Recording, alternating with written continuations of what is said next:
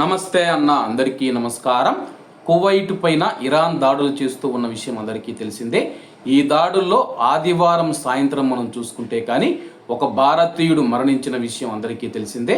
ప్రస్తుతం అతనికి సంబంధించి మనం చూసుకుంటే కానీ కువైట్ ప్రజలంతా ఘనమైన నివాళి అయితే ఆ యొక్క భారతీయుడికి అర్పిస్తూ ఉన్నారన్నమాట.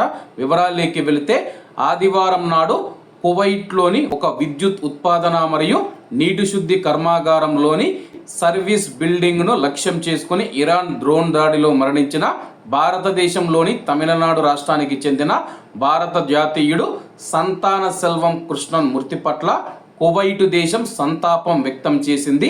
ఆయన వయసు మనం చూసుకుంటే కానీ 37 సంవత్సరాలు అన్నమాట. ఈ క్లిష్ట సమయంలో మృతుని కుటుంబానికి కువైట్ ప్రజలు మరియు కువైట్ ప్రభుత్వం తమ యొక్క ప్రగాఢ సానుభూతిని తెలియజేసింది. కువైట్లోని ఇండియన్ ఎంబసీ ఒక ప్రకటనలో మృతుని విషాద మరణం పట్ల తమ యొక్క ప్రగాఢ సంతాపాన్ని వ్యక్తం చేసింది. అలాగే సాధ్యమైనంత సహాయ సహకారాలు అందించడానికి కువైట్ అధికారులతో సన్నిహితంగా సమన్వయం చేసుకుంటూ ఉన్నట్లు ఎంబసీ ఒక ప్రకటనలో తెలిపింది. ప్రస్తుతం కువైట్లో ఉన్న ప్రజలు ఎవరైతే ఉన్నారో ముందుగా మనం చూసుకుంటే కువైట్ దేశానికి సంబంధించిన 4 సైనికులు చనిపోయారు. అలాగే 11 సంవత్సరాల ఒక బాలిక కూడా చనిపోయిన విషయం అందరికీ తెలిసిందే అనమాట.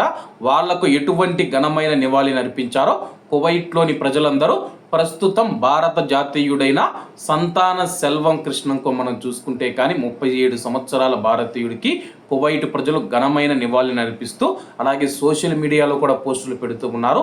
ఇలా ఒక భారతీయుడు మన దేశానికి బతుకు తెరువు వచ్చిన ఒక భారతీయుడు చనిపోవడం చాలా బాధాకరమని చెప్పేసి కువైట్ ప్రజలు కూడా కన్నీటి పర్యంతం అవుతూ ఉన్నారు. అతని యొక్క ఆత్మకు శాంతి కలగాలని చెప్పి మనమందరం ఆ యొక్క భగవంతుని ప్రార్థిద్దాం. కాబట్టి అందరూ బాగుండాలి, అందులో మనం ఉండాలి. అందరికీ నమస్తే అన్న, జై హింద్.